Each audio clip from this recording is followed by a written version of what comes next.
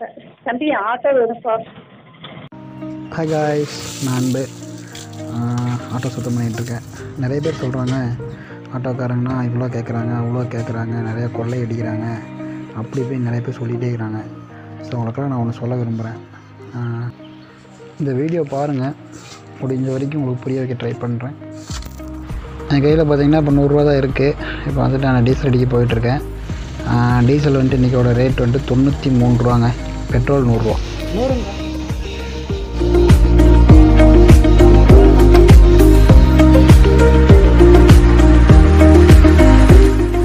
இப்போ வந்துட்டு நான் வாடகைக்காக வெயிட் பண்ணிகிட்ருக்கேங்க.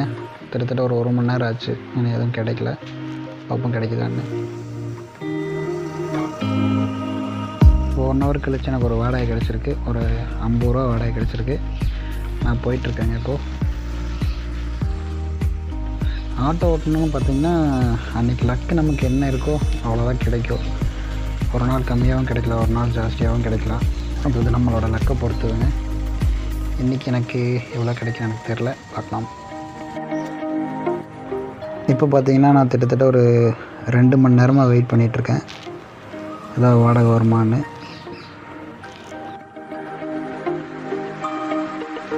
பார்த்திங்கன்னா துடியலூர்லேருந்து டவுனுக்கு ஒரு வாடகை வந்திருக்கு.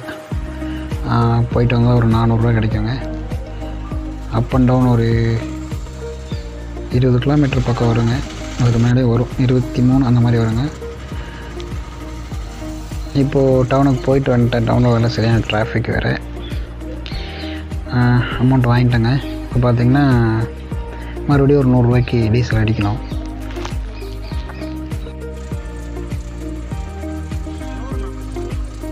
கவர்மெண்ட் பார்த்திங்கன்னா கிலோமீட்டருக்கு 12 ரூபாய்க்கு ஓட்ட சொல்லுது.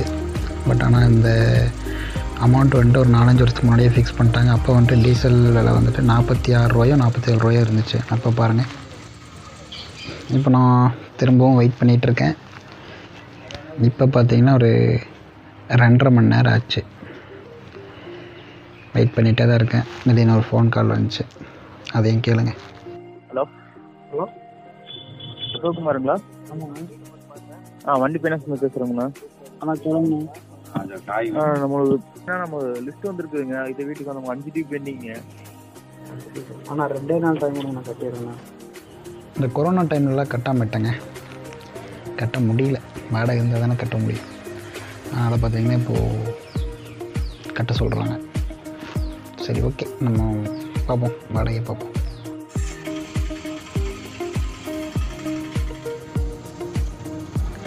அங்கேயும் இங்கேயும் அலைஞ்சு திரிஞ்சு எப்படியோ ஒரு இப்போ வரைக்கும் ஒரு 800 ரூபா வரைக்கும் சம்பாரிச்சிட்டேங்க.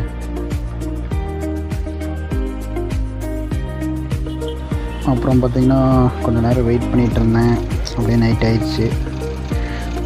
இப்போ பார்த்திங்கன்னா ஒரு டோட்டலாக பார்த்திங்கன்னா ஒரு 1000 ரூபா சம்பாரிச்சிருக்கேன். ஒரு நாள் வண்டி ஓட்டினா ஒரு 1000 ரூபா ஆகும். சரிங்களா? டீசல் அமௌண்ட்டோட சேர்த்து 1000 ரூபான்னு சொல்கிறாங்க. அப்போ என்னோடய வருமானம் பார்த்திங்கன்னா 800 ரூபா தான். அப்போ ஒரு நாளைக்கு 800 ரூபா சம்பாதிக்கிறியாடா அப்படின்னு யாராவது கேட்டிங்கன்னா அதுக்கான ஒரு கணக்கு, ஒரு சின்ன கணக்குக்கு போடலாங்க. ஹை காய்ஸ், அந்த கணக்கு என்னென்னு பார்த்திங்கன்னா இப்போது 1000 ரூபாய்க்கு நம்ம சம்பாதிக்கிறோன்னா குறைஞ்சது 200 ரூபாய்க்காக நம்ம டீசல் அடிக்கணுங்க. அப்புறம் பார்த்திங்கன்னா 200 ரூபா வந்துட்டு யாராவது லீஸுக்கு வண்டி எடுத்துட்டிங்கன்னா அந்த 200 ரூபா லீஸுக்கு போயிடும். அப்படி இல்லை அவங்க சொந்த வண்டி அப்படின்னா, சொந்த வண்டின்னு ஒன்றும் பிரச்சனை இல்லை. வண்டி டியூவில் போயிட்டுருக்குன்னா அதுக்கு ஒரு 200 ரூபா ஆயிரும். ஏன்னா மாதம் வந்துட்டு 6000 ரூபா நம்ம வந்துட்டு டியூ கட்டணும். ஸோ வந்துட்டு 200 ரூபா அதுக்கு போயிடும். நெக்ஸ்ட்டு பார்த்திங்கன்னா நமக்கு வந்து நம்ம ஆட்டோக்காரங்களாம் எந்த நேரத்தில் சாப்பிடவே முடியாது.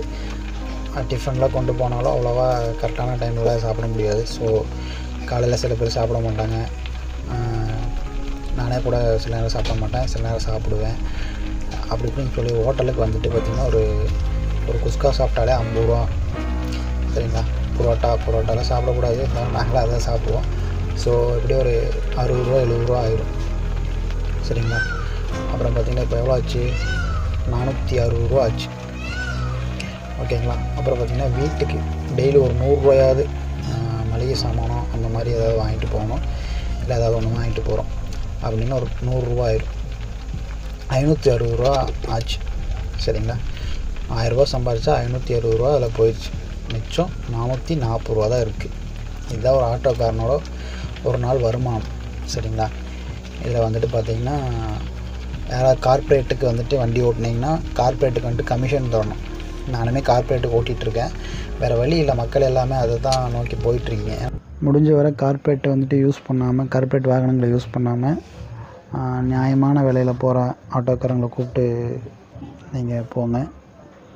நம்பகத்தன்மையோடு இருக்கிறவங்கள்ட்ட போங்க, அது உங்களுக்கு சேஃபு. இதுதாங்க ஆட்டோக்காரங்களோட ஒரு நாள் வருமானம். இப்படி தான் எங்கள் வாழ்க்கை நகர்ந்துட்டுருக்கு. ஸோ சப்போர்ட் பண்ணுங்கள்.